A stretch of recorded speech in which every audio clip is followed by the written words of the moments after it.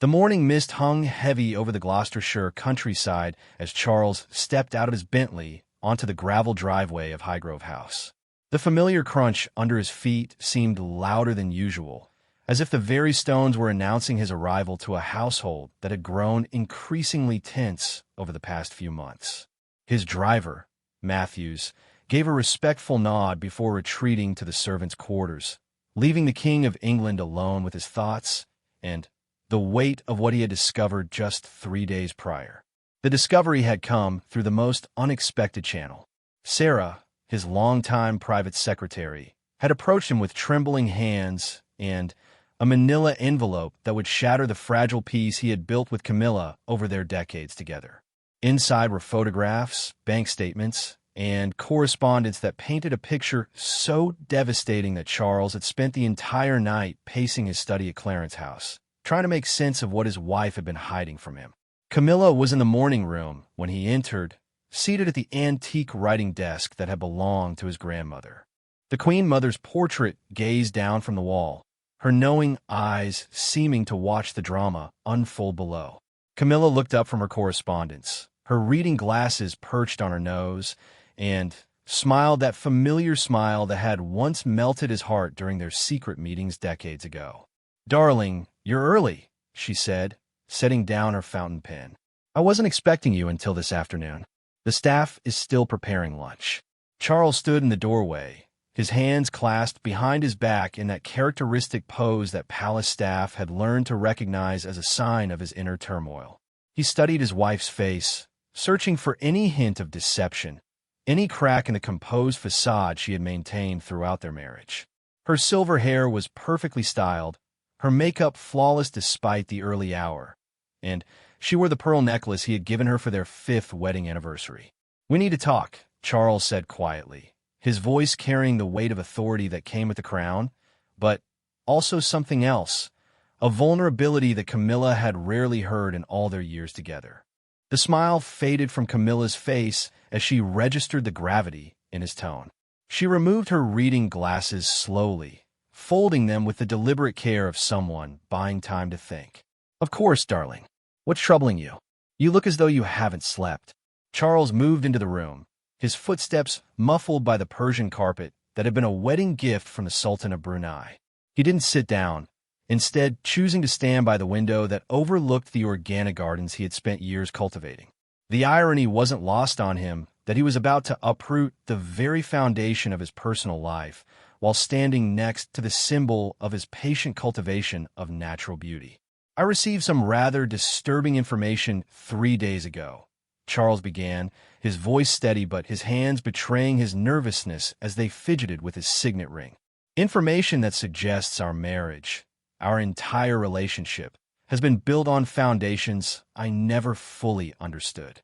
Camilla's face remained composed, but Charles caught the slight tightening around her eyes, the almost imperceptible straightening of her shoulders. These were the tells he had learned to read during their early courtship, when she was still married to Andrew, and their relationship required careful navigation of social expectations and royal protocol. "I'm not sure I understand what you're getting at," Camilla replied, her voice maintaining its usual warmth, though Charles detected a new edge to it. "What sort of information? And from whom?" Charles turned from the window to face her directly. The morning light streaming through the glass cast shadows across his face, highlighting the lines that had deepened since becoming king. The weight of the crown was visible not just in his bearing, but in every crease and furrow that told the story of a man who had waited a lifetime for a throne he wasn't sure he wanted. The information came from several sources, actually, some from the palace archives, some from private investigators, and some from people I had trusted to remain silent about matters I thought were long buried. Charles paused, watching Camilla's reaction carefully. "It seems there are aspects of your past, of your motivations for pursuing our relationship, that you never shared with me." The silence that followed was deafening. Outside, a gardener was trimming the hedges, the rhythmic snipping of his shears providing a mundane soundtrack to what was perhaps the most important conversation of their marriage. Camilla stood slowly, her movements graceful despite the tension that was now palpable in the room. Charles, I think you should sit down and tell me exactly what you've heard. These sound like the sort of palace rumors that have plagued us both for years. You know how the press and certain courtiers delight in stirring up trouble between us. But Charles remained standing, his resolve strengthening with each passing moment. This isn't palace gossip, Camilla. This is documented evidence of financial transactions, communications with foreign nationals, and a pattern of behavior that suggests your interest in me may have been motivated by factors beyond love or even social advancement. The words hung in the air like smoke from an extinguished fire. Camilla's composure finally began to crack, and she sank back in her chair, her hands gripping the armrests. For the first time since he had known her, she looked genuinely vulnerable, stripped of the confidence that had carried her through decades of public scrutiny and private challenges. "What exactly are you accusing me of?" she asked, her voice barely above a whisper. Charles reached into his jacket pocket and withdrew the manila envelope that had been his constant companion for the past 3 days. The envelope was worn now, its edges soft from his repeated handling as he had studied and restudied its contents, hoping against hope that he had misunderstood something, that there was an innocent explanation for what appeared to be an elaborate deception spanning decades. "I'm not accusing you of anything yet," Charles said carefully. "I'm asking you to explain why you've been receiving payments from overseas accounts since 1998, why you maintained correspondence with intelligence operatives from 3 different countries, and why your divorce settlement from Andrew was supplemented by funds that didn't come from his family or yours." Camilla's face went pale beneath her carefully applied makeup. The pearls at her throat seemed to catch the light as her breathing became shallow and rapid. Charles had seen this reaction before, during their early relationship when she was caught between loyalty to her husband and her growing feelings for him. But this was different. This was the look of someone whose carefully constructed world was beginning to collapse. "Where did you get this information?" she asked, her voice now noticeably strained. "Does it matter?" Charles replied. "What matters is whether it's true. What matters is whether the woman I married, the woman I fought the entire establishment to be with, the woman I allowed to become queen consort, has been living a lie for the better part of 30 years. The accusation hung between them like a physical barrier. Outside, the gardener had finished his work and moved on to another part of the estate, leaving them in the kind of absolute silence that only the wealthy could afford. No traffic, no neighbors, no distractions from the confrontation that had been building like storm clouds for decades. Camilla stood again, this time moving to the sideboard where a crystal decanter of brandy waited alongside delicate glasses that bore the royal cipher. Her hands shook slightly as she poured herself a measure, the amber liquid catching the light like liquid gold. She didn't offer Charles a drink, perhaps recognizing that this was not a social occasion. "You have to understand," she began, her back still turned to him as she stared down at the brandy. "The world we live in, the pressures we face, they're not the same as ordinary people. Sometimes we have to make choices that others might not understand." "Understand difficult choices," Charles said sharply. "I've made them my entire life. I gave up the woman I love for duty. I endured a marriage that made both Diana and me miserable for the sake of the monarchy. I waited 65 years to become king, watching my mother carry burdens I knew would someday be mine. Don't lecture me about difficult choices." Camilla turned back to face him, the brandy in her hand and tears beginning to form in her eyes. "This is different, Charles. This is about survival, about protecting not just myself, but people I care about." "What people?" Charles demanded. "What survival? You were already wealthy when we met. You already had social position. What could you possibly have needed that required this kind of deception?" The question seemed to hit Camilla like a physical blow. She sank into a nearby armchair, the brandy glass trembling in her hands. Charles moved closer, his anger beginning to mix with something that might have been concern, though he fought against the instinct to comfort her. "It started before we were together," she said quietly. "Before you and I were anything more than friends. It was during my marriage to Andrew, when things were falling apart, and I was vulnerable to people who offered solutions to problems I didn't know how to solve. Charles felt his heart rate increase. What kind of problems? What kind of people? Camilla took a sip of the brandy, wincing slightly at the burn. Andrew was gambling. Not just the occasional flutter at the races, but serious gambling. Hundreds of thousands of pounds. He had debts to people who don't send polite letters when you're late with payments. This was news to Charles, who had known Andrew Parker Bowles primarily as a career military officer with a reputation for charm and reliability. The idea that he had been living a double life involving serious gambling debts added a new dimension to the already complex picture. So you sought help from foreign nationals? Charles asked. You accepted money from intelligence services? That's your explanation. I didn't seek them out, Camilla protested. They approached me. They knew about Andrew's debts, about our marital problems, about my friendship with you. They offered a way out, but it came with strings attached. Charles felt the bottom drop out of his world. What kind of strings? The silence that followed was perhaps the longest of their entire relationship. Camilla stared into her brandy as if it might contain the answers she was struggling to articulate. Outside, clouds began to gather over the Gloucestershire countryside, promising rain that would match the storm brewing inside Highgrove House. They wanted information, she finally whispered. Nothing treasonous, nothing that would harm Britain or the monarchy. Just insights into your thinking, your relationships, your plans. They said it was for diplomatic purposes, to help their governments maintain good relations with Britain. Charles felt as though the ground beneath his feet had given way. The woman he had loved for decades, the woman he had risked everything to marry, the woman who now wore the title of Queen Consort, had been providing information about him to foreign intelligence services. The betrayal was so complete, so devastating, that he found himself unable to speak. Charles, please say something, Camilla pleaded, setting down her brandy and reaching toward him. It wasn't malicious. I was protecting my children, protecting Andrew, protecting all of us from financial ruin. And I never gave him anything that could really hurt you or the country. But Charles stepped back from her outstretched hand, his face hardening into an expression she had never seen before. This was not the man who had written her love letters during their separation, not the patient suitor who had waited years for Diana's death to make their relationship public, not the devoted husband who had defended her against decades of criticism. This was the King of England, and he was looking at her as he might look at a traitor.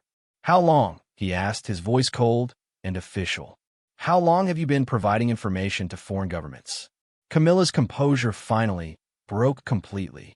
Tears streamed down her cheeks, ruining her perfect makeup and revealing the frightened woman beneath the polished exterior. Since 1998, she sobbed. Since just before Diana died.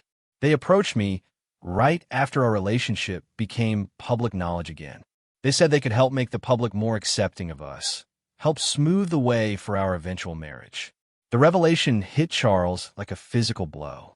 The period following Diana's death had been the most challenging of his life, when his relationship with Camilla was under unprecedented scrutiny and his fitness to be king was being questioned in Parliament and the press. The idea that foreign governments had been manipulating public opinion to support their relationship made everything feel tainted and false. Who? He demanded. Which governments? Which intelligence services? Camilla shook her head miserably. I can't tell you that.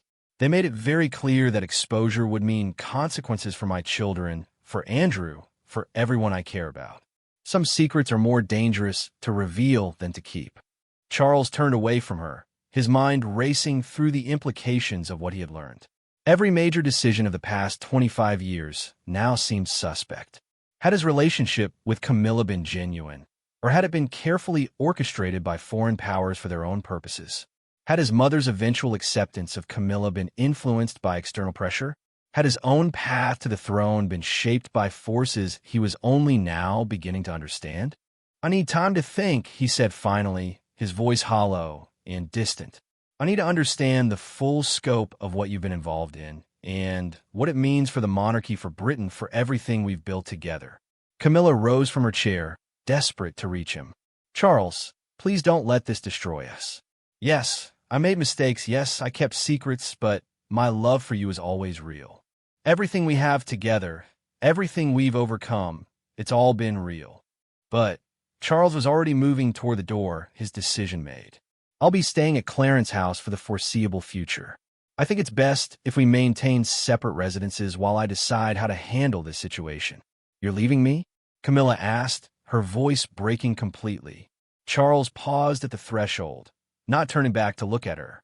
I'm leaving to think, to consult with people who can help me understand the full implications of what you've told me, to decide whether the monarchy can survive being married to a woman who has been providing intelligence to foreign governments for the past 27 years. The silence that followed his departure seemed to echo through Highgrove House like a death knell. Camilla remained in the morning room, surrounded by the symbols of a life she had worked so hard to build, wondering if she had just watched it all crumble into dust. The Queen Mother's portrait continued to gaze down from the wall, her expression now seeming more judgmental than knowing, as if even the dead could sense the magnitude of the deception that had just been revealed. Outside, the threatened rain began to fall, drumming against the windows with increasing intensity. The sound seemed to match the chaos in Camilla's mind as she tried to process what had just happened and what it might mean for her future. She had always known that this day might come, that the secrets she had kept for so long might eventually surface. But she had hoped that by the time they did, her relationship with Charles would be strong enough to survive the revelation. Now, sitting alone in a room where they had shared so many quiet mornings together, she realized that she might have been wrong about everything. The love she thought would conquer all obstacles might not be strong enough to overcome the betrayal she had perpetrated in its name. The crown she had finally been allowed to wear might be stripped from her head by the very secrets she had kept to protect the man who had placed it there. As the rain continued to fall and the afternoon light began to fade, Camilla Parker Bowles, Queen Consort of the United Kingdom, began to contemplate the possibility that her fairy tale ending might have been built on foundations of sand that were finally beginning to shift beneath her feet. The rain that had begun during Charles's departure from Highgrove continued for 3 days, as if the British weather itself was reflecting the storm that had erupted within the royal household. At Clarence's house, Charles sat in his private study, surrounded by documents, photographs, and reports that painted an increasingly complex picture of the woman he had married. His private secretary, Sarah, had worked tirelessly to compile additional evidence, while his most trusted security advisors had been quietly conducting their own investigations into the scope of Camilla's activities. The king found himself in the unprecedented position of investigating his own wife for potential treason. The word felt heavy in his mind, weighted with centuries of history and the specter of executions that had once been the price of betraying the crown. But this wasn't medieval England, and Camilla wasn't some scheming courtier looking to overthrow the monarchy. She was the woman he had loved for more than 3 decades, the woman who had stood by him through scandals and criticism, the woman who had helped him find happiness after the disaster of his first marriage. Sir Michael Henderson, the king's most senior advisor on security matters, sat across from Charles's desk with files spread before him like tarot cards predicting disaster. Henderson was a man whose career had been built on understanding threats to the monarchy, both foreign and domestic. His weathered face bore the lines of someone who had spent decades keeping royal secrets, but even he seemed shaken by the scope of what they had uncovered. The payments began in 1998, as Her Majesty stated, Henderson reported, his voice carefully neutral. But our investigation suggests they may have continued far longer than she indicated. The most recent transaction we've identified was made just 6 months ago, well after your coronation. Charles felt his stomach clench. He had hoped against hope that Camilla's involvement with foreign intelligence services had been a brief aberration during a difficult period of her life. The possibility that she had been actively deceiving him throughout their marriage, even after becoming queen consort, was almost too painful to contemplate. Which countries? Charles asked, though he dreaded the answer. Henderson consulted his notes with the precision of a man accustomed to delivering unwelcome news to people who could have him fired or imprisoned. Based on the financial trails we've been able to trace, at least 4 different nations, The Russians, obviously, though their involvement appears to be the most recent. The initial contacts seem to have been with French intelligence, which makes sense given the timing around Princess Diana's death. There's also evidence of communication with American intelligence services and what appears to be at least one Middle Eastern country, though we haven't been able to definitively identify which one. The scope of the betrayal was staggering. Charles rose from his chair and walked to the window, looking out at the gray London morning where ordinary people were beginning their daily routines, completely unaware that their king was grappling with a crisis that could potentially bring down the monarchy itself.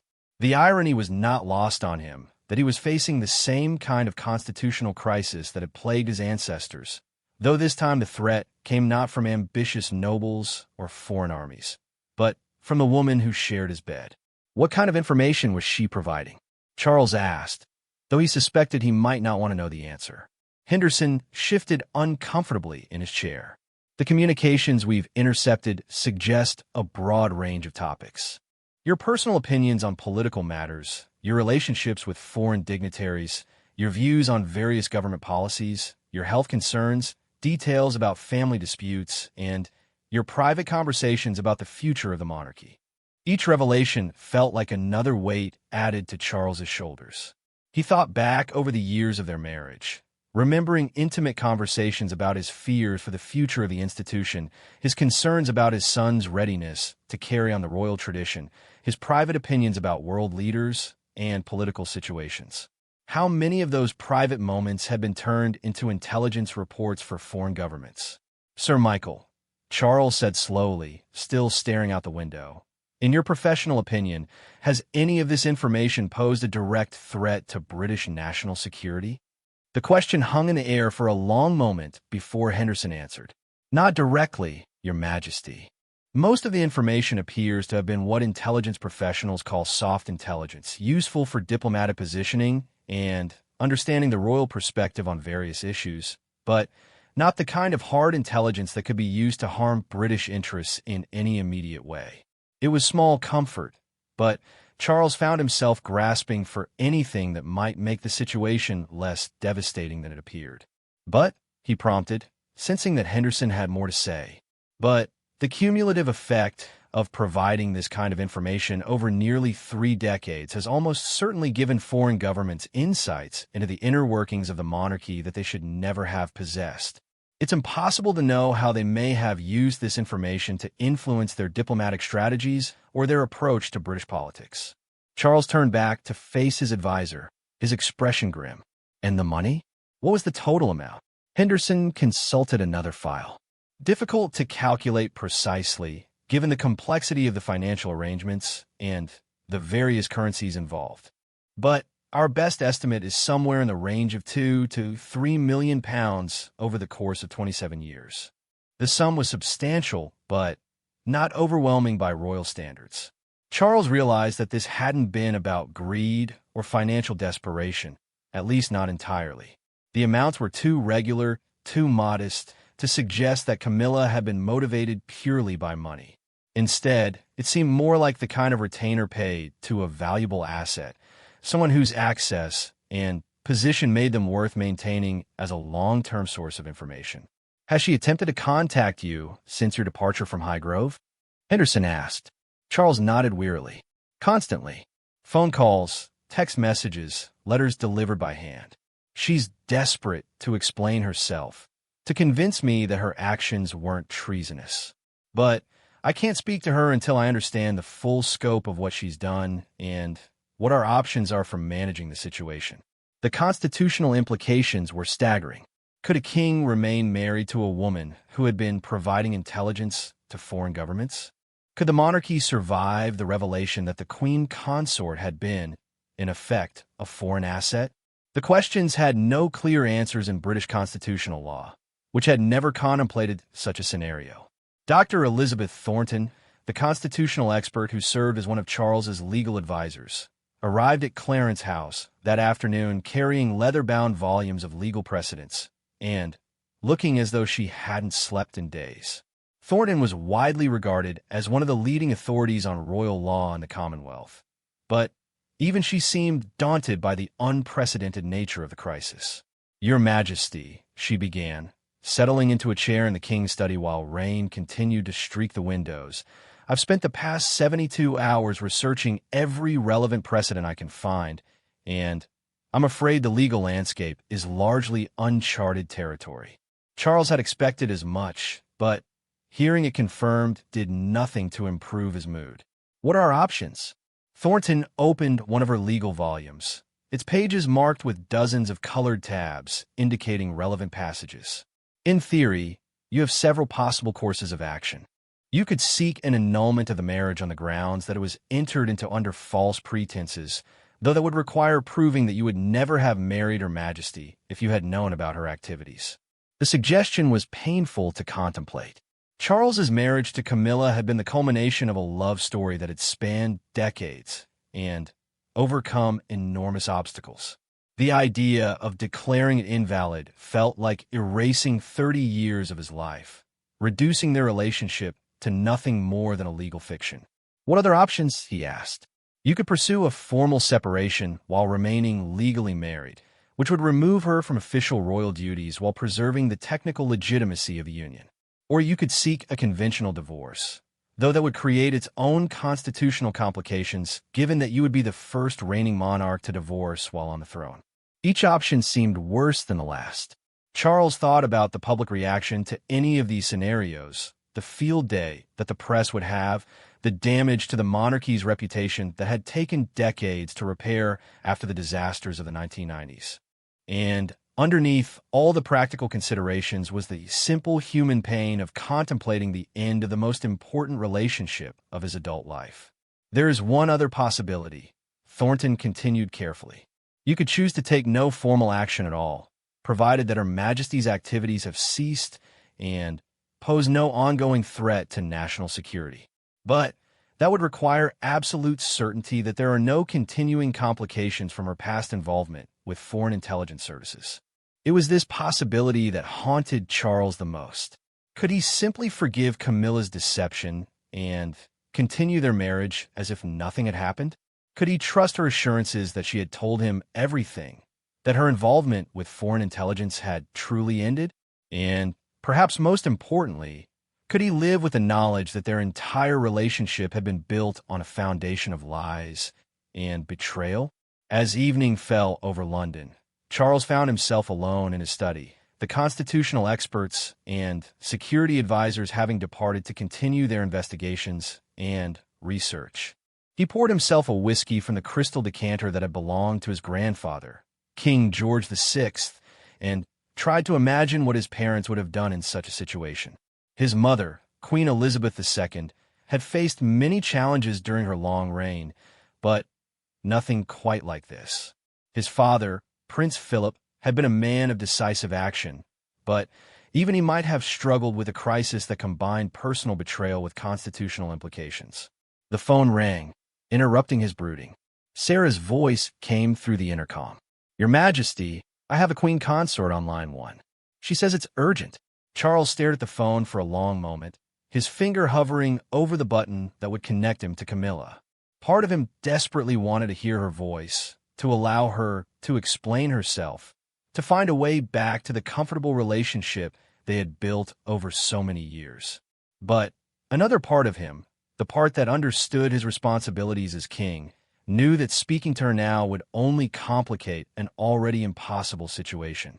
"Tell Her Majesty that I'm not available," he said finally. "But make sure she knows that I'm safe and that she'll hear from me when I'm ready to speak." The silence that followed seemed to echo through Clarence House like a bell tolling for the end of an era. Charles realized that he was not just facing the potential end of his marriage, but the possible collapse of everything he had built his adult life around. The love story that had sustained him through decades of public scrutiny and private pain might be nothing more than an elaborate deception orchestrated by foreign intelligence services for their own purposes. Meanwhile, at Highgrove House, Camilla was experiencing her own form of torment. The isolation was complete and devastating. Her children had been instructed by their security details not to visit or contact her until the situation was resolved. Her friends had been subtly discouraged from their usual social calls. Even the household staff seemed to be avoiding unnecessary contact, as if her disgrace might be contagious. She spent her days wandering through the rooms that had once felt like home, remembering happier times when Charles would arrive unexpectedly with flowers from the garden or ideas for new conservation projects. The organic vegetables they had planted together continued to grow in the kitchen garden, tended by staff who no longer met her eyes when they passed her in the corridors. It was as if she had become a ghost in her own life, present but no longer really part of the world around her. The weight of her secrets had lifted, but in its place had come something far worse. The knowledge that her attempts to protect the people she loved had ultimately destroyed the thing she valued most. She had thought she was being clever, managing competing loyalties and dangerous pressures with the skill of a diplomat. Instead, she had been naive, allowing herself to be manipulated by intelligence operatives who understood her vulnerabilities better than she understood theirs. On the third night of Charles's absence, Camilla sat in the morning room where their confrontation had taken place, holding a letter she had written and rewritten dozens of times. The letter contained everything she had never told Charles about her involvement with foreign intelligence services, the initial approach by French operatives who knew about Andrew's gambling debts, the gradual expansion of their requirements, the way they had made her feel like a patriot rather than a traitor by suggesting that her cooperation was helping to maintain diplomatic stability. She wrote about the fear that had motivated her compliance, not just fear of financial ruin or physical harm, but fear of losing Charles's love if he ever learned the truth about the circumstances that had brought them together. She described the intelligence handlers who had become like puppet masters in her life, pulling strings she hadn't even realized existed until it was too late to break free from their influence. Most importantly, she wrote about the gradual realization that she had become something she never intended to be, a foreign asset embedded at the heart of the British monarchy. The shame of that realization had eaten away at her for years, but she had convinced herself that the information she provided was harmless, that her handler's assurances about diplomatic purposes were genuine, that she could somehow serve two masters without betraying either. The letter ran to more than 20 pages, a complete confession that held nothing back.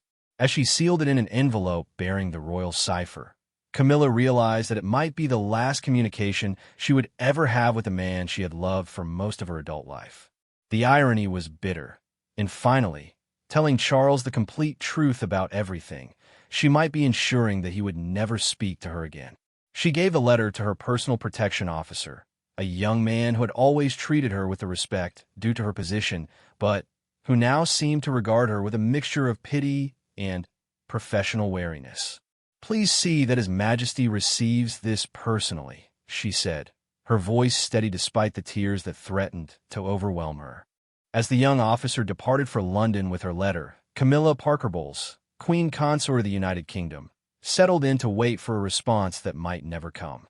Outside, the rain continued to fall on the gardens she and Charles had created together, washing away the careful work of years in a matter of days, just as the storm of revelation had washed away the marriage she had thought would last forever.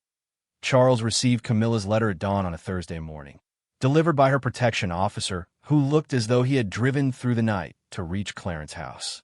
The young man's face was carefully neutral, but Charles could see the strain around his eyes that came from being caught between competing loyalties.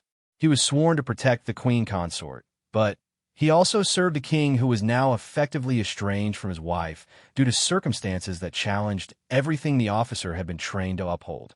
The letter felt heavier than its 20 pages should have warranted. Charles carried it to his private breakfast room, dismissing his staff with a gesture that had become familiar over the past week. He needed to read Camilla's words without the careful observation of servants who would undoubtedly report every expression, every gesture, every sign of his emotional state to various interested parties throughout the royal household. As he began to read, Charles found himself transported back through nearly 3 decades of deception that had been so skillfully woven into their relationship that he had never suspected its existence. Camilla's handwriting, familiar and elegant, traced a story that was both deeply personal and coldly political, a tale of love and betrayal that read like something from a spy novel, rather than the memoir of a woman who had become Queen Consort of England. The letter began with the gambling debts that had driven Andrew Parker Bowles to the edge of financial ruin in the late 1990s. Camilla wrote with devastating honesty about her husband's addiction, the sleepless nights spent wondering whether their home would be repossessed, the fear for their children's safety as Andrew's creditors became increasingly aggressive. Charles had known that the Parker Bowles marriage was troubled, but he had never realized the extent of the financial crisis that was consuming the family even as he and Camilla were beginning their affair. The French intelligence operatives had appeared like angels of mercy, Camilla wrote. They approached her at a charity event in 1998, shortly after her divorce from Andrew was finalized. They were sophisticated, charming, and seemed genuinely concerned about her welfare and that of her children. They knew about Andrew's debts with an accuracy that terrified her, but they also offered a solution that seemed almost too good to be true. All they wanted, they assured her, was insight into the thinking of the Prince of Wales. Nothing treasonous, nothing that would harm Britain's interests. They explained that they were simply trying to understand how the British monarchy might evolve in the new century, what policies Charles might support as future king, how the institution might adapt to changing global circumstances. They painted their interest as academic, almost as if they were conducting a long-term sociological study rather than an intelligence operation. The payments began modestly, Camilla explained. A few £1,000s deposited into an account they had established for her, enough to help with Andrew's immediate debts and provide some financial security for her children. In return, she shared general observations about Charles's personality, his interests in environmental conservation, his views on the role of monarchy in modern society. It seemed harmless, even beneficial, as if she were helping to build bridges between nations through better understanding. Charles felt sick as he read this section of the letter. He remembered those early conversations with Camilla about his vision for the monarchy, his hopes and fears for the future, his private struggles with the burden of his position. What he had thought were intimate moments between lovers had been, unknown to him, intelligence-gathering exercises that Camilla was reporting to foreign handlers. The letter continued with painful detail about how the operation had gradually expanded. The French operatives introduced Camilla to colleagues from other intelligence services, each with their own particular areas of interest.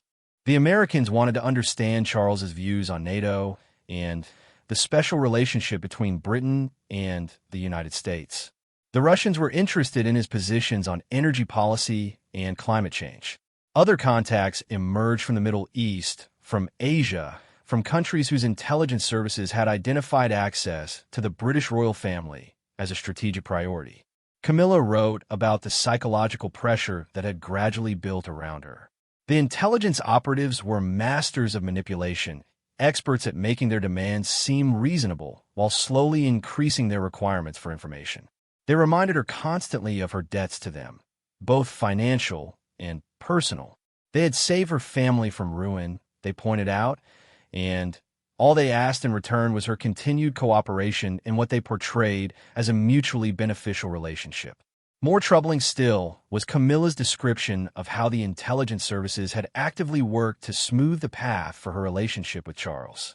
When public opinion polls showed resistance to their marriage, mysterious pro-Camilla articles began appearing in influential newspapers. When royal courtiers expressed private doubts about her suitability as queen consort, they found themselves facing professional difficulties that encouraged them to moderate their positions. The intelligence services had not simply recruited Camilla as an asset. They had invested in ensuring that their asset would be positioned as close to the British throne as possible.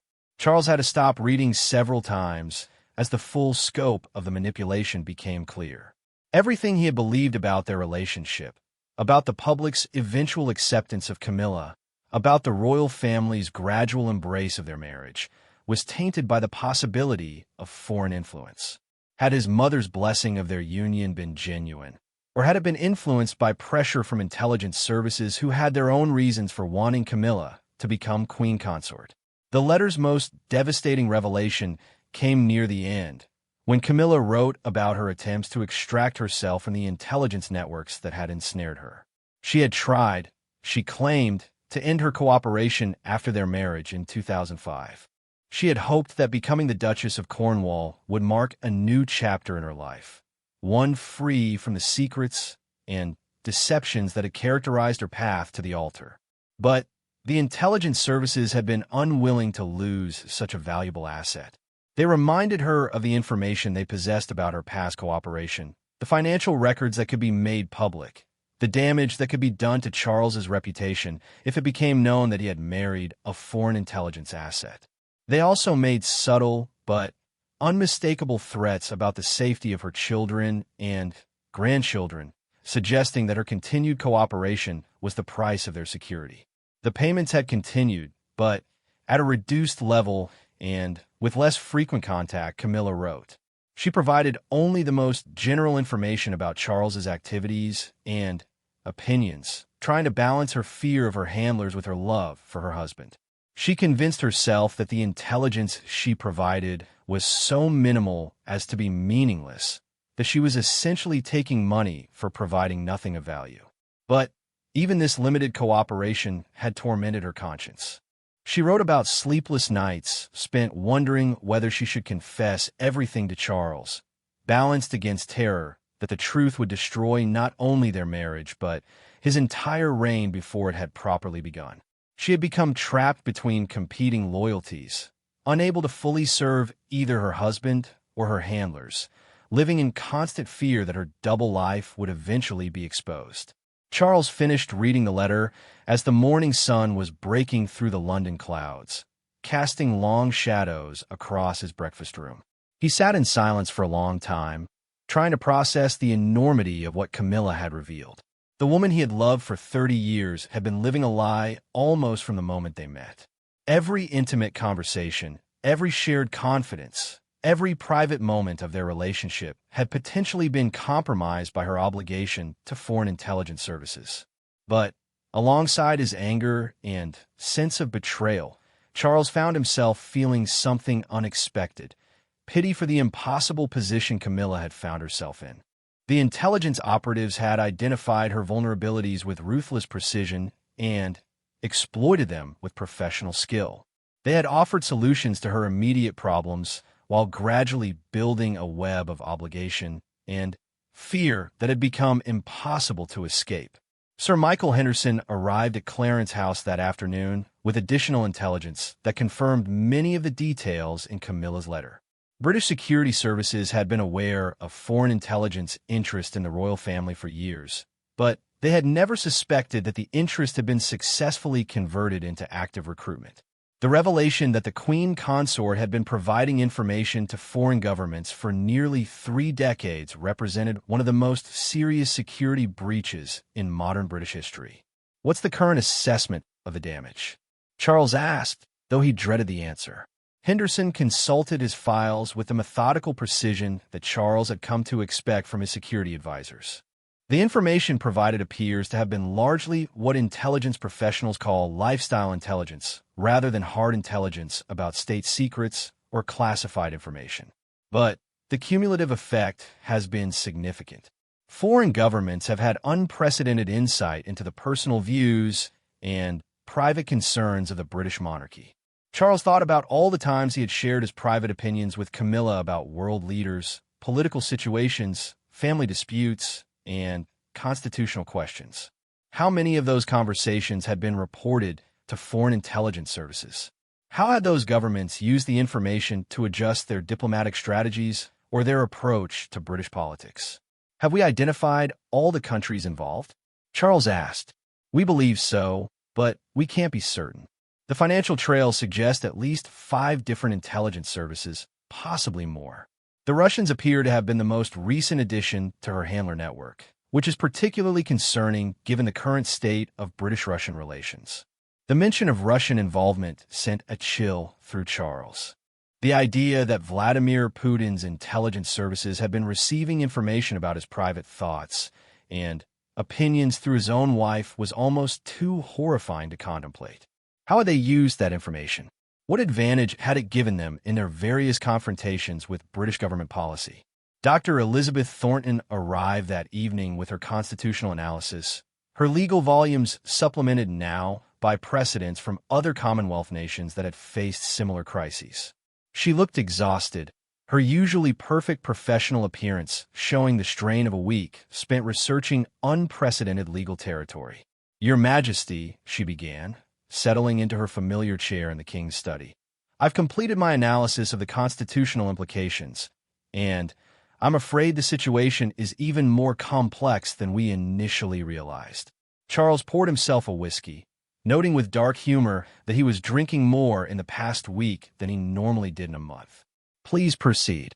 Thornton opened her latest legal briefing, its pages dense with citations and references. "The issue isn't simply whether the Queen Consort's activities constitute treason under British law, though that question is certainly relevant. The larger constitutional question is whether the monarchy itself has been compromised by foreign intelligence penetration to such an extent that its continued legitimacy is in doubt." It was a question that struck at the very heart of everything Charles had devoted his life to preserving. The British monarchy's authority rested ultimately on public trust and constitutional tradition. If the people came to believe that the royal family had been compromised by foreign intelligence services, the damage might be irreparable. "What are our legal options if we conclude that the marriage cannot continue?" Charles asked. Thornton turned to a section of her briefing marked with red tabs, indicating the most serious legal considerations. "Annulment remains a possibility, but it would require admitting publicly that the marriage was entered into under fraudulent circumstances. Divorce would be simpler from a legal standpoint, but would create unprecedented constitutional questions about a reigning monarch's marital status." Charles thought about the public reaction to either scenario. The British people had finally accepted Camilla after decades of resistance, largely because of the obvious happiness she brought to their king. Learning that her entire relationship with Charles had been built on deception and foreign intelligence manipulation would devastate public confidence in the monarchy. "There is one other option," Thornton continued carefully. "A formal separation without divorce, combined with the Queen Consort's voluntary relinquishment of all royal titles and duties.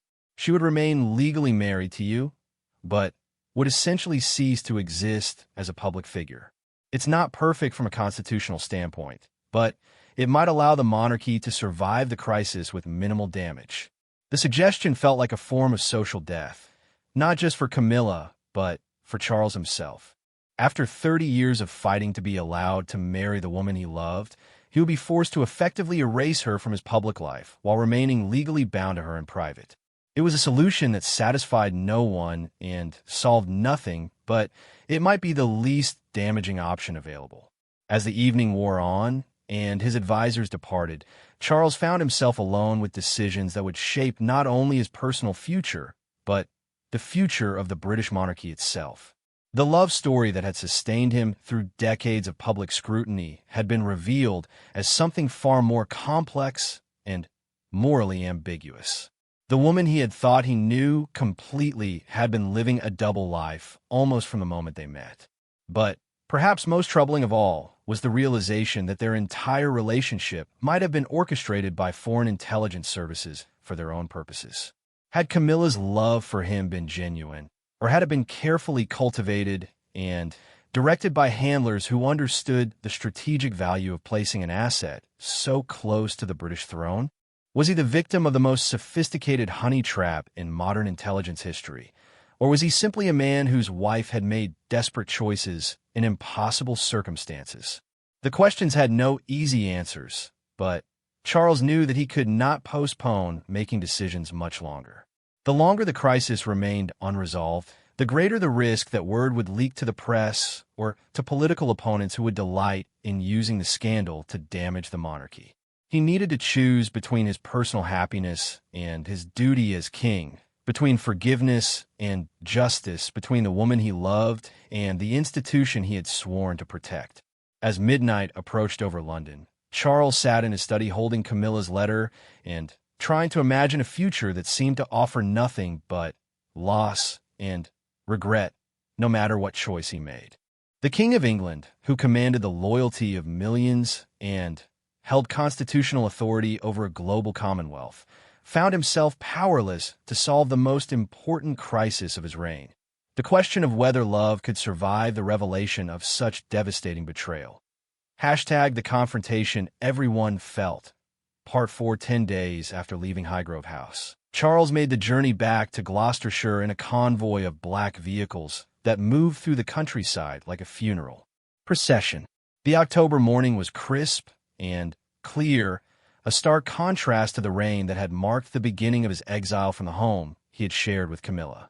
The gardens they had created together showed the first signs of autumn's transformation, leaves beginning to turn gold and red in a display of natural beauty that seemed to mock the devastation of their personal lives. Camilla was waiting for him in the morning room where their confrontation had begun, but she looked like a different woman from the one he had left behind. The confident queen consort who had greeted him with a smile 10 days earlier had been replaced by someone who seemed fragile and uncertain, as if the weight of her secrets had been holding her together, and their revelation had left her diminished. She wore no makeup, her silver hair was simply styled, and she had chosen a plain black dress that made her look more like a widow than a royal. "Thank you for coming," she said quietly as Charles entered the room. Her voice carried none of its usual warmth and authority, and she didn't rise from her chair or attempt to embrace him as she would have done in happier times. Charles remained standing near the doorway, maintaining the physical distance that had come to symbolize the emotional chasm between them. He carried a leather portfolio containing the decisions that his advisors had helped him reach during their long consultations at Clarence House. But he also carried something else, the weight of love that had survived even the devastating revelations of the past 10 days. "I've read your letter," Charles said simply. "Multiple times, in fact. I've also had extensive consultations with constitutional experts, security advisors, and palace officials about the implications of what you've told me." Camilla nodded, her hands folded in her lap with the careful composure of someone trying to maintain dignity in the face of inevitable judgment. "And what have you decided?" The question hung between them like a sword poised to fall. Charles moved to the window that overlooked their gardens, seeking comfort in the view of the organic plots they had planned and planted together during happier years. The vegetables were ready for harvest. He noticed their abundance a reminder of what could be accomplished through patience and careful tending. "I've decided that I need to understand something that your letter didn't fully address," Charles said, turning back to face his wife. "I need to understand whether anything between us was real, or whether everything was part of the intelligence operation that recruited you." It was the question that had tormented him more than any other during his exile at Clarence House. The practical implications of Camilla's betrayal could be managed through legal and constitutional mechanisms, but the personal implications struck at the very foundation of his understanding of himself and his life. If their love had been manufactured by foreign intelligence services, then everything he believed about his own emotional life was a lie. Camilla looked up at him with tears in her eyes, her composure finally beginning to crack. "Charles, you must believe me when I say that my love for you was the only real thing in a life that had become filled with deception and compromise. The intelligence operatives may have encouraged our relationship. They may have smoothed obstacles and manipulated circumstances, but they couldn't manufacture the feelings I had for you." "How can I believe that?" Charles asked, his voice carrying 30 years of accumulated pain. "How can I trust anything you say when you've been lying to me about fundamental aspects of your life since the moment we became involved? How do I know that this conversation isn't being reported to your handlers even as we speak?" The accusation hit Camilla like a physical blow, and she rose from her chair with obvious effort. "Because I've spent the past 10 days systematically severing every connection I had with the intelligence networks that control my life for so many years. Because I've turned over every file, every contact, every piece of information to your security services.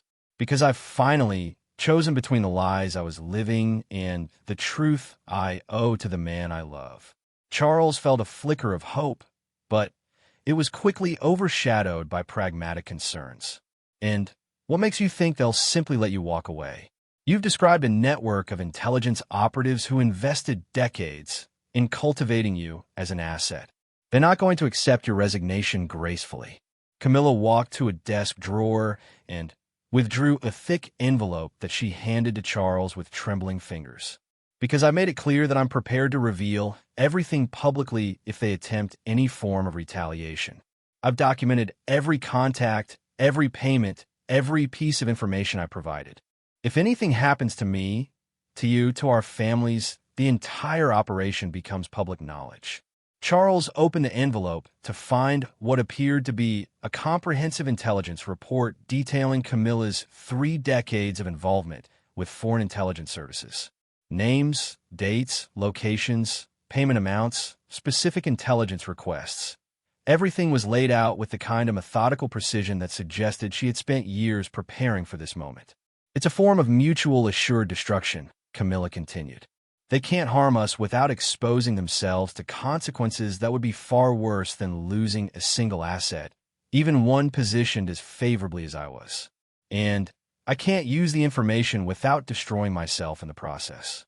Charles studied the documents, recognizing the strategic logic of Camilla's approach while also understanding the enormous personal cost it represented. By compiling this evidence, she had effectively ended any possibility of returning to her former life of compromise and deception.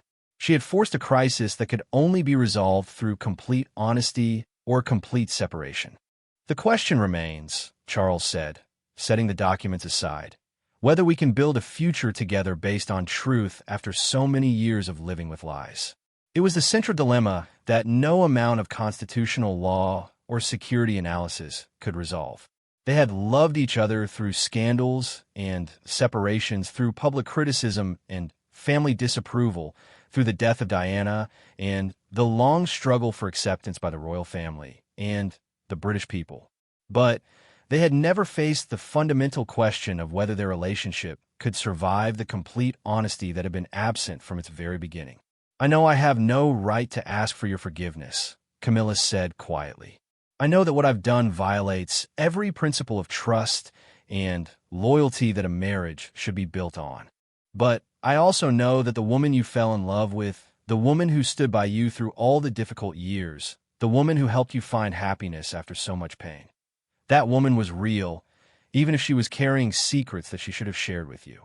Charles moved closer to his wife, studying her face with the intensity of someone trying to solve a puzzle that had defeated him for decades.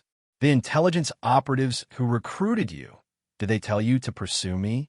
Did they engineer our relationship from the beginning? Camilla shook her head emphatically. No, Charles. Our relationship began long before I was ever approached by intelligence services. We met in the early 1970s. We fell in love. We had our affair and our separation and our reunion. All of that was real. The intelligence recruitment came later, after Diana's death, when our relationship was already public knowledge and my vulnerabilities were apparent to anyone who cared to look for them. The distinction mattered more than Charles had expected it would.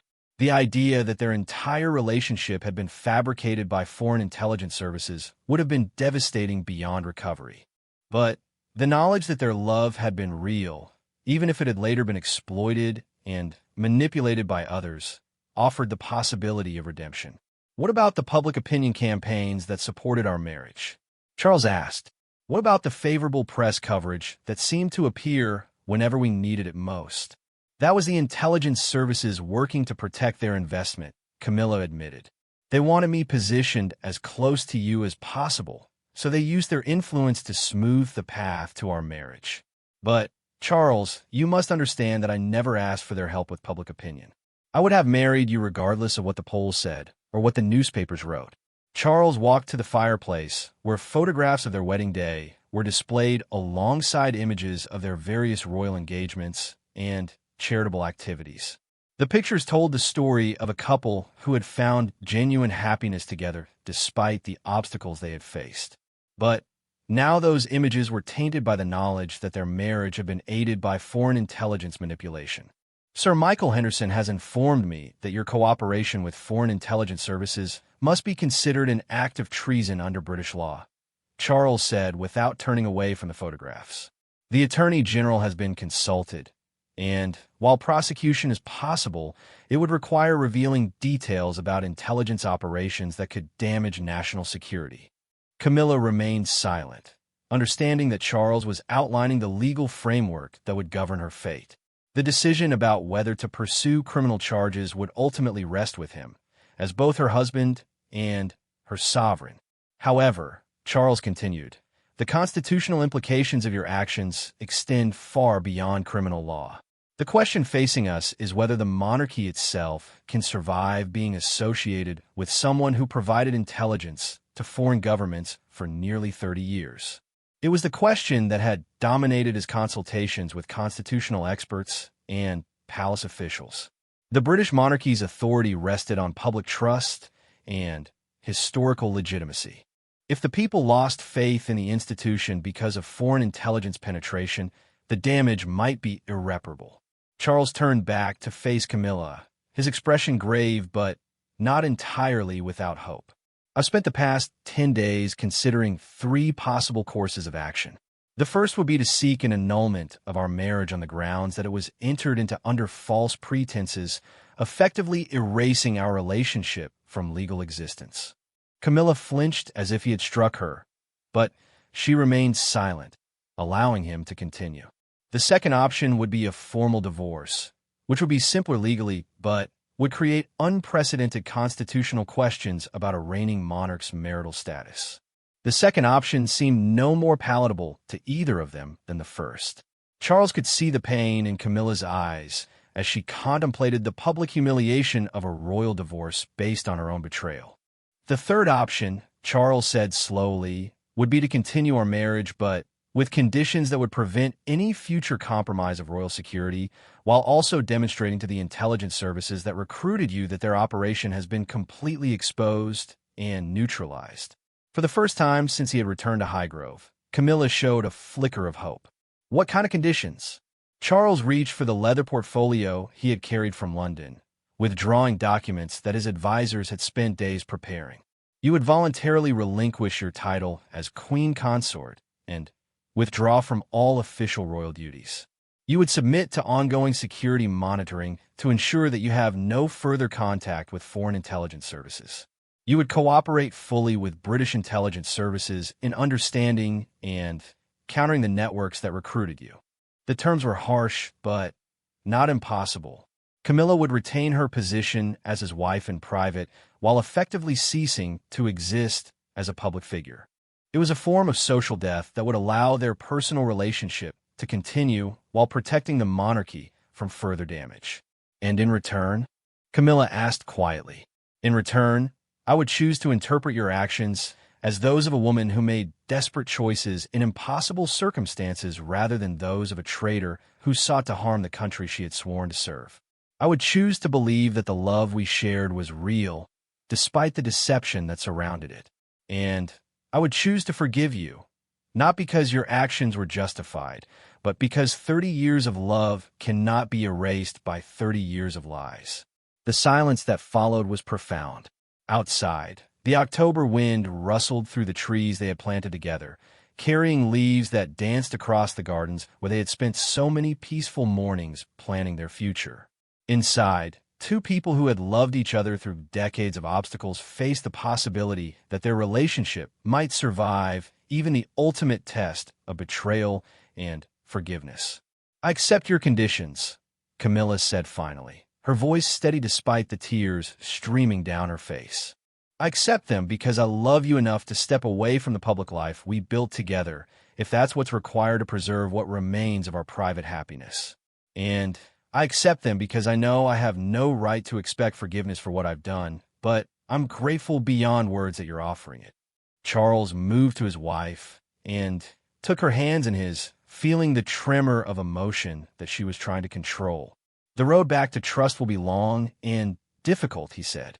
There will be days when I doubt everything you tell me, when I wonder whether what I'm feeling is love or habit or simply the inability to let go of an illusion I've lived with for 30 years. I understand, Camilla replied, and I'm prepared to spend however long it takes proving to you that underneath all the deception and compromise, there's always a woman who loved you more than her own life. Charles pulled his wife into an embrace that felt both familiar and strange, as if they were greeting each other after a long separation while also meeting for the first time. The King of England held the woman who would no longer be queen consort, feeling the weight of forgiveness and the possibility of redemption in a love story that had survived even the revelation of such devastating betrayal. Outside, the autumn afternoon was fading into evening, bringing darkness that would eventually give way to dawn.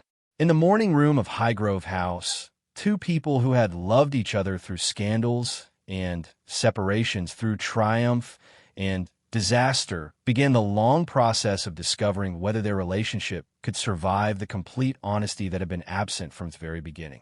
The confrontation that everyone had felt in the corridors of power, in the intelligence services of multiple nations, in the households that served the crown, and in the hearts of two people who had built their lives around each other, was finally over.